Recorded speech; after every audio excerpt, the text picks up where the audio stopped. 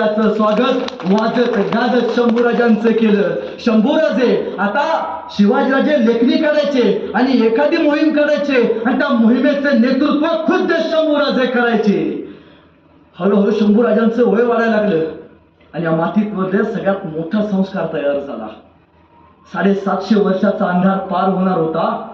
6 जूनला या मातीतला पहिला राजा छत्रपती होणार होता. लगभग शिवाजीराजे छत्रपती होणार होते. सोबत युवराजांची लगभग आपला बाप छत्रपती होताना बघण्याचं स्वप्न शंभूराजांना लाभणार होतं. आणि त्यावेळी महाराज 32 मनाच्या सोनेरी सिंहासनावरती आसन रूपात आरूढ झाले. गागा भट्टांनी माग छत्र धरलं. अष्टप्रधान मंडळ समोर होतं आणि गागा भट्ट म्हणाले, क्षत्रिय कुलावतंस सिंहासनाधीश्वर महाराज छत्रपती शिवाजी महाराज की जय. एकच जय जयकार झाला. राजे छत्रपती झाले. शिवाजी राजे या रयतेचे छत्रपती झाले. पण फक्त शिवाजी राजे नाही बरं का, शिवाजी राजांबरोबर त्यांचा मुलगा युवराज म्हणून निर्माण झाला. आणि इथंच सुमंत्रांच्या पोटात दुखायला लागलं.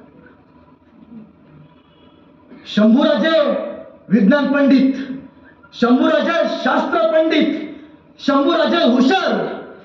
जर महाराजांच्या नंतर शंभूराजे गादीवरती येऊन बसले तर आपलं काही चालणार नाही हा डाव आखला. आणि शंभूराजे पन्हाळ्यावरती असताना या मातीमध्ये एक दुःखद घटना घडली. 3 एप्रिलला या सह्याद्रीचा सूर्य मावळला. शिवाजीराजे निघून गेले आणि शंभूराजे पोरके झाले. पण मंत्र्यांनी याच संधीचा डाव उचलला आणि राजाराम महाराजांना गादीवरती बसवलं.